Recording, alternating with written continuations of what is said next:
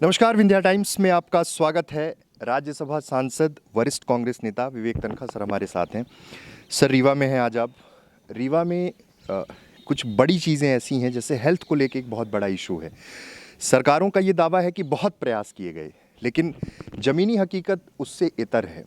मध्य प्रदेश में भी मैंने देखा है, जहाँ जहाँ आपने हेल्थ कैंप किए हैं, बड़े प्रॉब्लम्स हैं, लोगों में तमाम चीज़ें देखी गई हैं, लेकिन उसके बाद भी कई बार ऐसा लगता है कि शायद सरकारी प्रयास उस स्तर से नहीं हो पाते हैं। पूरे हेल्थ सिस्टम को लेके आपका क्या कहना है?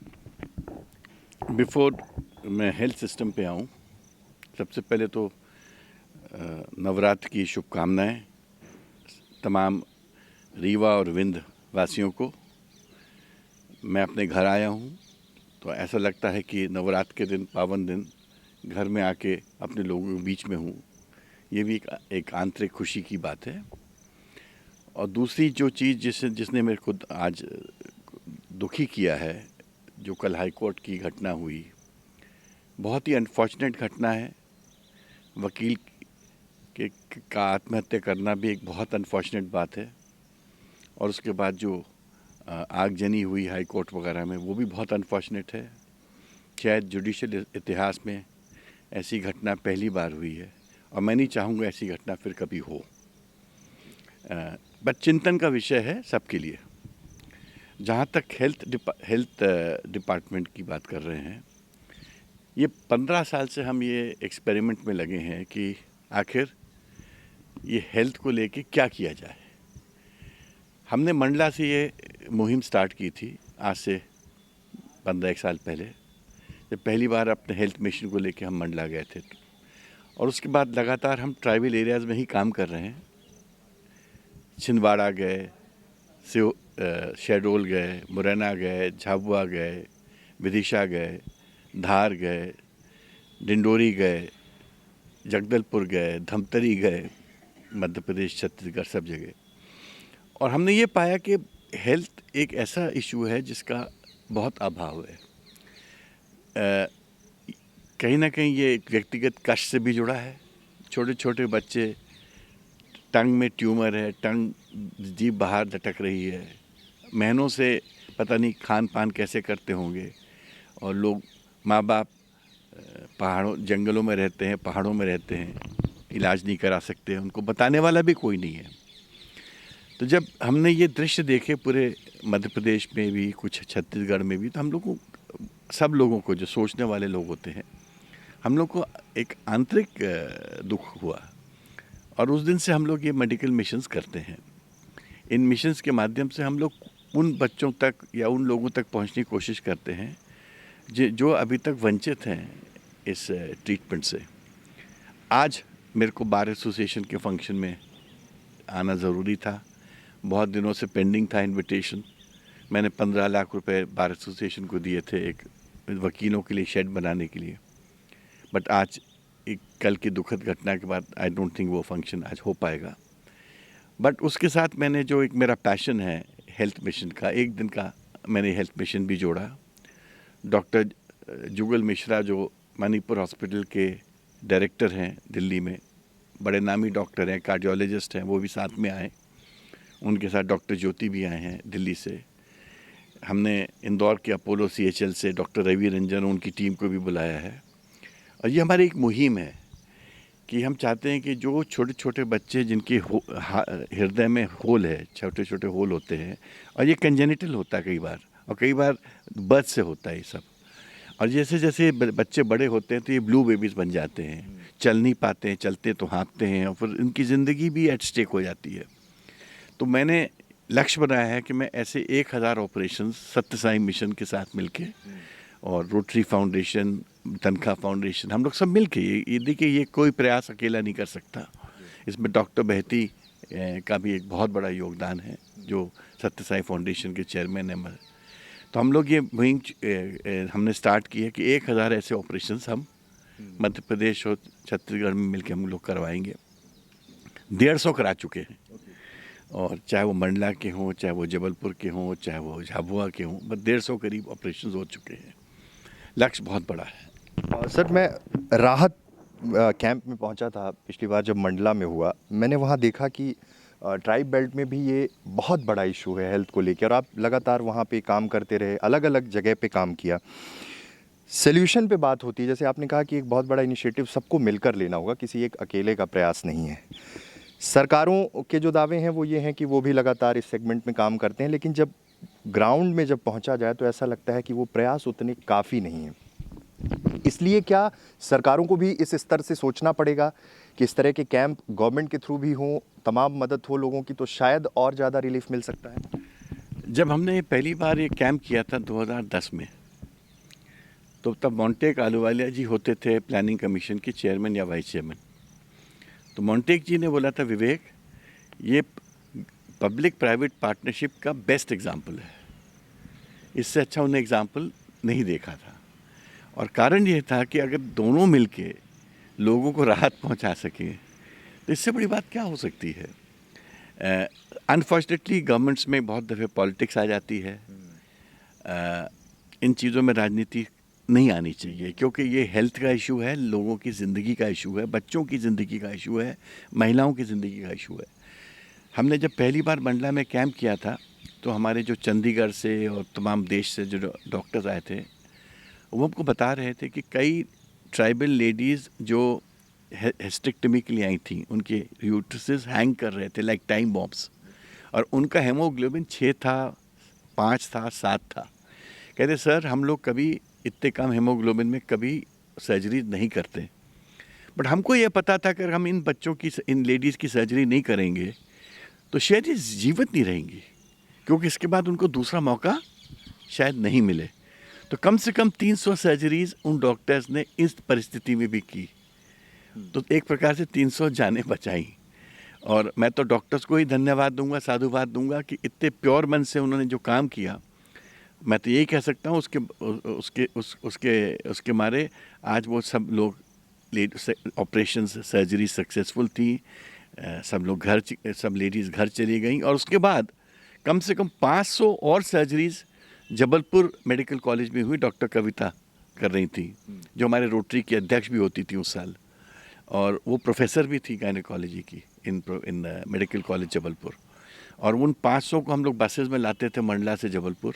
रोटरी वाले उनकी देखभाल करते थे, उनके परिवार की देखभाल करते थे। वहाँ पर धर्मशाला पे ठहराया हुआ था मेडिकल कॉलेज के पास, और ये 6 महीने तक सिलसिला चलता रहा। और अल्टीमेटली हम लोग ने पता नहीं, इस पूरे जो मिशन है, कम से कम हम 5-7 लाख लोगों की ओपीडी कर चुके हैं, 50-60-70 हज़ार लोगों की सर्जरीज और प्रोसीजर्स कर चुके हैं। मेरे पास इतनी सारी कहानियां हैं इन मिशंस की, सुनोगे तो आप खुद थक जाओगे। जो प्रयास समाज सेवा में हो रहे हैं वो वाकई बहुत बड़े हैं। मैंने राहत को बहुत करीब से देखा है, वो कैंप देखा है, तमाम चीज़ें जिस तरह से चलती हैं और जिस तरह से लोगों को राहत मिल पा रही है। अब सर पॉलिटिकल डायमेंशन की ओर आते हैं। देश के वर्तमान राजनीतिक हालात, संवैधानिक संस्थाएं जो हैं उनकी जो स्थिति है, सीबीआई, ईडी, तमाम चीज़ें चल रही हैं, और जिस तरह से चल रही हैं कई बार ये आरोप लगता है कि सरकार के इशारे पर विपक्ष को कमज़ोर करने की साजिश है। और जो हालात हैं उससे क्या लगता है, अगर विपक्ष अब नहीं स्टैंड कर पाया तब तो आगे बहुत मुश्किल हो जाएगी। देखिए, प्रजातंत्र की नींव विपक्ष होती है। अगर विपक्ष नहीं है तो प्रजातंत्र नहीं है। ये कोई फ़र्क नहीं पड़ता कि कौन सी पार्टी पावर में है। अगर कांग्रेस पावर में है तो भी विपक्ष की ज़रूरत है, और कोई और पार्टी पावर में है, बीजेपी पावर में है, तो भी विपक्ष की ज़रूरत है। विपक्ष के बिना प्रजातंत्र नहीं है, और आज हमारा प्रजातंत्र खतरे में है। जब संवैधानिक इंस्टीट्यूशंस को संकट महसूस होता है, और ये संकट पूरे देश को दिख रहा है, ये कोई विवेक तनखा नहीं बोल रहा है, जिस प्रकार से इनकम टैक्स डिपार्टमेंट का मिसयूज़ होता है, जिस प्रकार से ईडी का मिसयूज़ होता है, जिस प्रकार से सीबीआई का मिसयूज़ होता है, ऐसा लगने लगा है कि ये अब पार्टी की एक्सटेंडेड लिम्स हो गए हैं, ये एक्सटेंडेड आर्म हो गए हैं। ये मेरे को लगता है ये प्रजातंत्र के लिए बहुत ख़तरनाक बात है। प्रजातंत्र में ये सब बॉडीज़ ऑटोनमस होनी चाहिए, न्यायपालिका ऑटोनमस होनी चाहिए। न्यायपालिका में भी जो कल की घटना है बहुत दुखद है, जबलपुर में जो हुई, ऐसी घटनाएं कभी नहीं होनी चाहिए।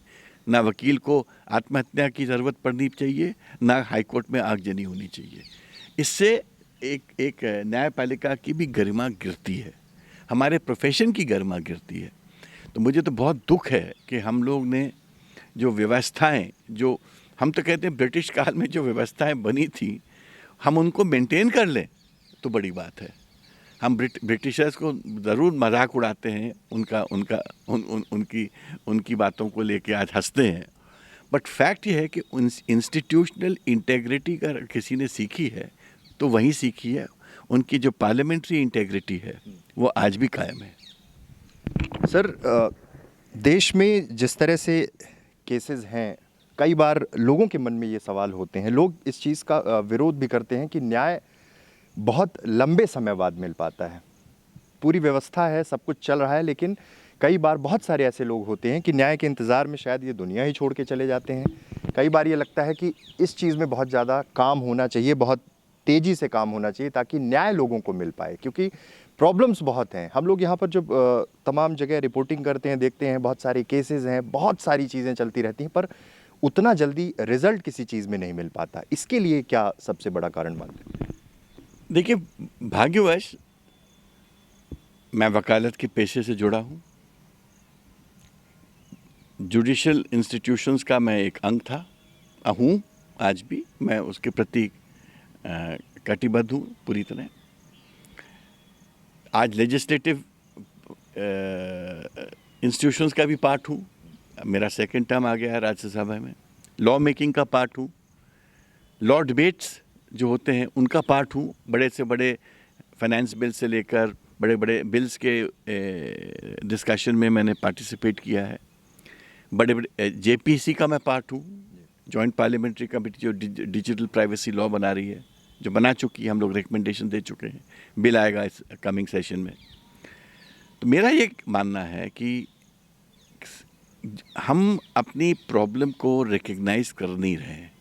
जब तक हम अपनी प्रॉब्लम को पहचानने को तैयार नहीं होंगे या एक्नॉलेज करने को तैयार नहीं होंगे, प्रॉब्लम सॉल्व कैसे होगी? अब प्रॉब्लम सॉल्व कैसे होती है? जजेस ये प्रॉब्लम सॉल्व नहीं कर सकते हैं। प्रॉब्लम इस देश में ये भी है कि जजेस जुडिशरी के खुद एडमिनिस्ट्रेटर्स बन गए हैं। जजेस कभी एडमिनिस्ट्रेटर्स हो नहीं सकते। जजेस का एक ही धर्म है, न्याय करना और न्यायालय में केसेस को सुन के फैसला देना। प्रॉब्लम ये हो गई इंडिया में कि जजेस अब जुडिशल एडमिनिस्ट्रेटर्स हो गए हैं। गवर्नमेंट ने हाथ खींच लिया है। तो अब अगर इम्प्रूवमेंट लाना है तो कौन लाएगा? जजेस लॉ नहीं बना सकते और हम लॉ कोर्ट्स को ठीक नहीं कर सकते। जब तक दोनों का समन्वय नहीं होगा तब तक कुछ नहीं हो सकता। अगर मैं प्रधानमंत्री होता तो मैं 3 दिन का पार्लियामेंट का सेशन खाली जुडिशल रिफॉर्म्स के लिए बुलाता।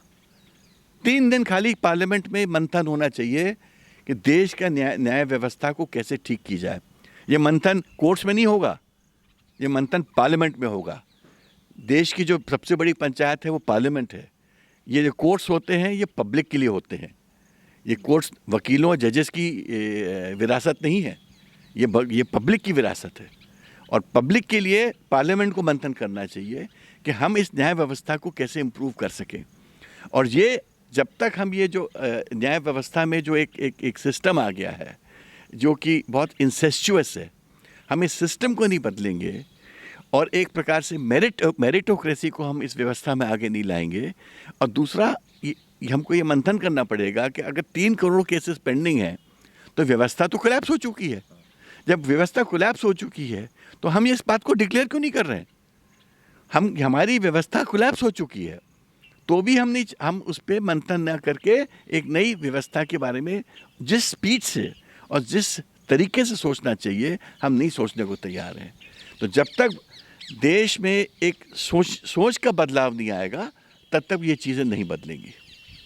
सर, देश में भारत जोड़ो यात्रा, सबको जोड़ने की कवायद, कांग्रेस के राष्ट्रीय अध्यक्ष का चयन, दिग्विजय सिंह का मध्य प्रदेश से नाम होना, फिर उनका वापस लेना, पूरा घटनाक्रम जिस तरह से चला, कांग्रेस कितना मजबूत इससे हो पाएगी? कल एक चीज़ और निकल के आई कि G23 भी अब मल्लिकार्जुन खड़गे जी के समर्थन में है। अब सारी चीज़ें क्या ठीक हो जाएंगी? इस बार जो चयन होगा उसके बाद क्या आगे आने वाले राज्यों में सीधा प्रभाव पड़ पाएगा? राजस्थान का भी घटनाक्रम आपके सामने है। आप इन चीज़ों को एक लिमिटेड दृश्य देख रहे हो, क्रिटिसिज्म के पॉइंट ऑफ व्यू से। मैं इन चीज़ों को प्रजातांत्रिक दृश्य से देखता हूँ। कांग्रेस ने जिस प्रकार से इलेक्शन को ओपन अप किया और जिस प्रकार से ये इलेक्शन पब्लिक हुआ, और पब्लिक होता है तो आलोचना भी होती है, इससे एक चीज़ समझ आ गई कि कांग्रेस ने कि प्रजातांत्रिक जड़ें बहुत मजबूत हैं। कांग्रेस इस देश के प्रजातंत्र का एक हिस्सा है। अगर प्रजातंत्र इस देश में रहेगा तो कांग्रेस रहेगी, और कांग्रेस रहेगी तो प्रजातंत्र रहेगा। कांग्रेस ने ये बता दिया इस इलेक्शन के माध्यम से कि हम अपने चुनाव को भी प्रजातांत्रिक तरीके से करेंगे, ओपन तरीके से करेंगे। आप बता दीजिए कौन सी पार्टी है जिसने अपने प्रेसिडेंट का चुनाव इस तरह से पब्लिकली ओपन किया? किसी ने नहीं किया। तो मैं कांग्रेस के लीडरशिप को बधाई देता हूँ, मैं गांधी को बधाई देता हूँ कि उन्होंने ये हिम्मत दिखाई और एक नई सिद्धांत को सामने लाए कि खाली पार्टी बनाना ही एक मकसद नहीं हो सकता प्रजातंत्र का। पार्टी डेमोक्रेटिक वे में चले, ये उससे बड़ा मकसद होगा। सर, एक आखिरी सवाल। विंध्य को आपसे बहुत उम्मीदें रहती हैं, आपका एक अलग लगाव भी है, आपका घर है, और मैंने देखा है चाहे कोविड का दौर हो चाहे कभी भी रहा हो, विंध्य के हर मुद्दे पर आप हमेशा आगे रहते हैं, क्योंकि एक जिम्मेदारी समझते हैं और लोग भी ये जिम्मेदारी समझते हैं कि आप यहाँ के लिए कुछ ना कुछ करते ही रहें। कल भी आपने कहा कि इस बार पूरा मध्य प्रदेश घूमना है इस टर्म में और विंध्य के लिए भी बहुत कुछ करना है। विंध्य में तमाम समस्याएं हैं, उसके लिए क्या क्या इनिशिएटिव लिए जाएंगे? हेल्थ का एक सेगमेंट हो गया, एम्प्लॉयमेंट एक बहुत बड़ा इशू है, जो अनएम्प्लॉयमेंट यहाँ पर है, जो बेरोजगारी दर यहाँ पे है, बड़ा प्लांट है यहाँ पे, लेकिन उसके बाद भी चीज़ें सुधर नहीं पा रही हैं। तो क्या इस बार वो तमाम मुद्दे होंगे? और नेक्स्ट ईयर इलेक्शन भी है। कल मैं डॉक्टर जुगल मिश्रा जी के साथ दिल्ली से इलाहाबाद आया, प्रयागराज आया, और वहाँ से हम लोग रीवा आए।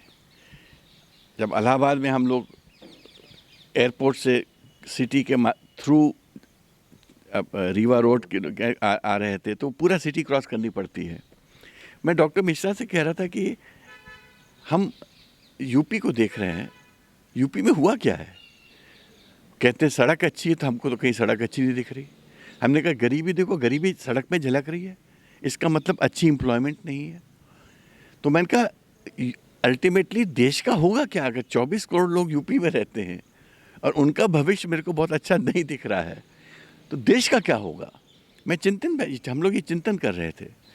सबसे बड़ी चुनौती बेरोजगारी है, नौकरी है, और हर नौकरी अब गवर्नमेंट नहीं दे सकती।